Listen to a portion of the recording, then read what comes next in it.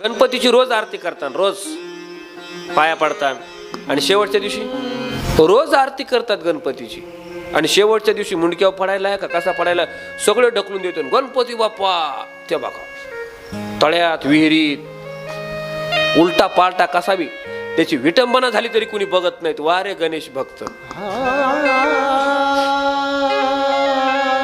आपण देवासाठी काहीच करत नाहीये, हे सगळं आपल्यासाठी आहे.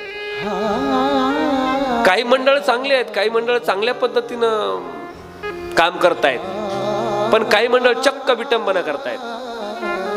त्यांच्या पुढे पत्ते खेळणं जे देवाला आवडत नाही ते.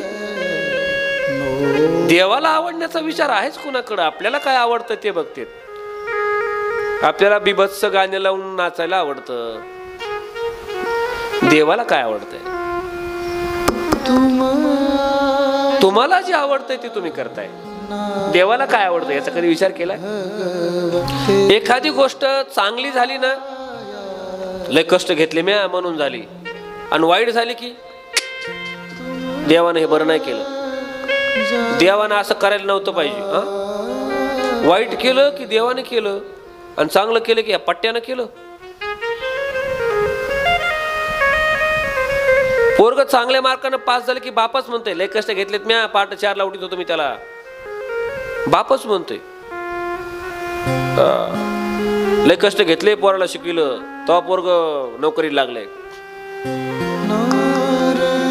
आणि पोरग नोकरीला नाही लागलं की मग दोष द्यायचा दुसऱ्याला. शासनाला दोष देईन, देवाला दोष देईन.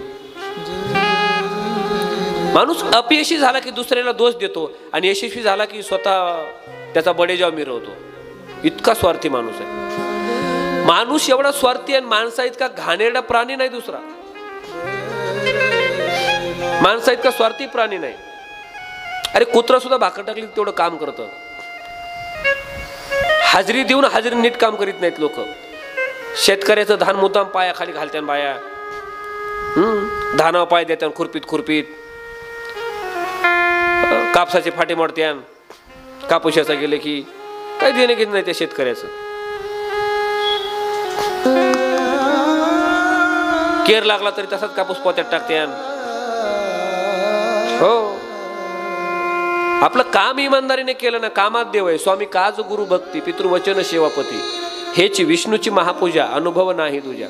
स्वामीचं काम करा, तुमच्या धन्याचं काम करा, मालकाचं काम इमानदारीने करणं, त्याला देव कळाला. माणसा इतका घाणेरडा प्राणी दुसरा कुठलाच नाही.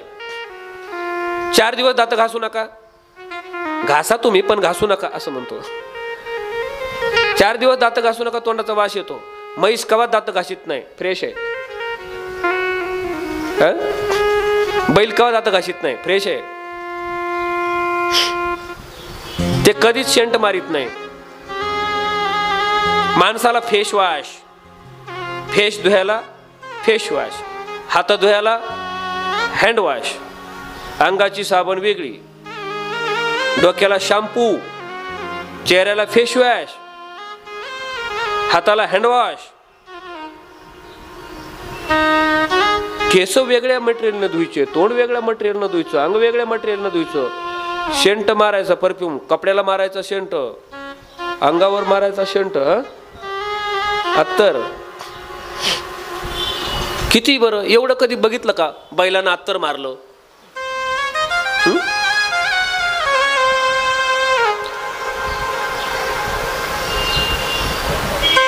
त्या बिचाऱ्याकडे काहीच नाही तरी फ्रेश आहेत ते.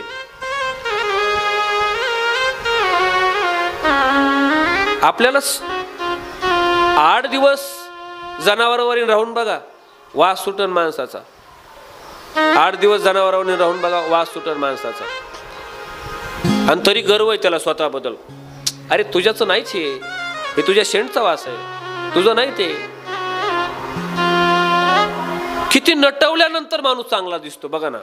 त्याला साबण लागते, त्याला शॅम्पू लागतो, त्याला भोवया करावं लागतात, त्याला लिपस्टिक लावावं लागते, त्याला पावडर लावावं लागतं. पावडरच्या अगोदर एक फेअर अँड लवलीचा थर द्यावा लागतो, तर ते पावडर जरा बरं बसतं. गंध लावावा लागतो, रोज केस विसरावेच लागतात.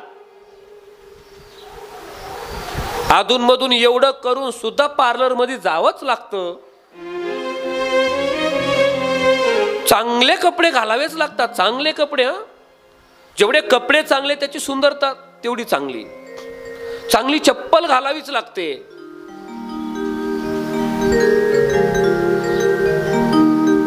एवढं सगळं केल्यानंतर माणूस चांगला दिसतो.